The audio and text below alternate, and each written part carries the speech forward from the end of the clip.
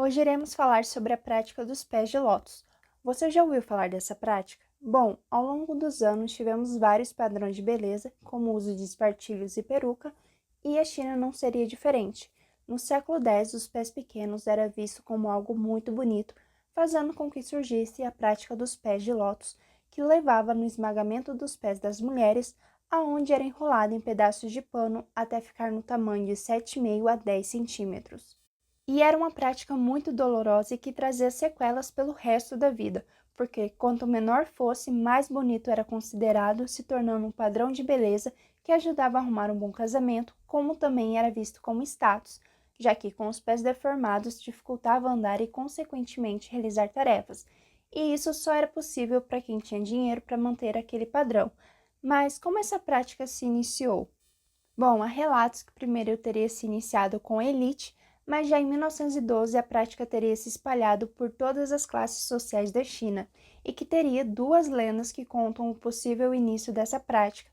sendo a primeira e mais comentada que seria do imperador Liu, que foi um imperador da dinastia Tang, que é considerado a época de ouro da China medieval, que teria se interessado por uma dançarina que dançava em cima de uma flor de lótus, aonde seus pés eram muito pequenos, fazendo com que andasse de uma forma diferente e mais delicada, encantando o imperador, e foi a partir disso que se expandiu para toda a elite. Já a outra vertente teria se inspirado no conto de Xian, que tem uma história muito parecida com a história da Cinderela que conhecemos,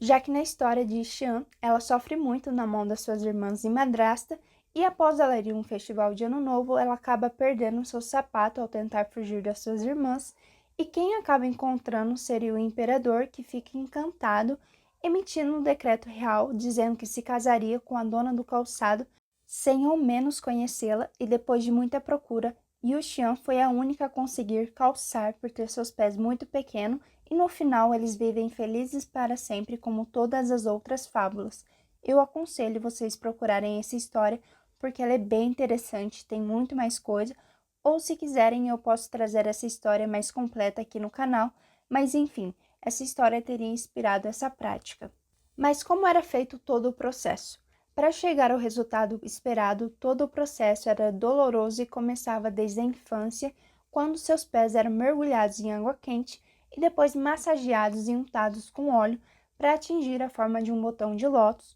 como também os pés eram firmemente atados com pedaços de tecidos, os dedos enrolados na direção da sola e espremidos até que quebrassem. E isso impedia o crescimento e facilitava a cicatrização do membro naquela posição, ou seja, restringia qualquer crescimento do pé. Com o tempo, essas amarras ficavam mais apertadas e, consequentemente, os sapatos menores, os calcanhares e a sola acabavam se tornando um bloco só, e depois de 2 anos o processo chegava ao fim. E essa prática trazia graves consequências, como a deformação dos ossos do quadril e da coluna, e também fraturas no fêmur, já que dificultava elas andar, levando até que pisar com cuidado para não correr o risco de cair. E era isso que eles achavam atraentes, essa dificuldade de andar que fazia seus passos serem mais lentos, se tornando algo bonito para eles, visto até como um fetiche. Além disso, essa prática exigia sapatos muito delicados que eram normalmente feitos de seda ou algodão. Em muitos casos, os calçados eram bordados, além de ter formato de cone que remetia a um botão de lótus, e eram tão pequenos que poderiam caber na palma de uma mão, sendo encontrados hoje em dia em túmulos de mulheres chinesas de classe alta, sendo essa prática banida somente no século XX, a partir de campanhas contra isso, mas mesmo assim, algumas famílias continuaram amarrando os pés de suas filhas em segredo por muito tempo. E ainda hoje você consegue encontrar resquícios dessa prática, principalmente nas zonas rurais da China, onde existem idosas que mostram seus membros deformados e contam histórias da época que tinham um doloroso padrão de beleza a seguir. Se você gostou dessa história, não deixe de seguir, comentar e compartilhar. Vai ajudar muito o canal e até a próxima!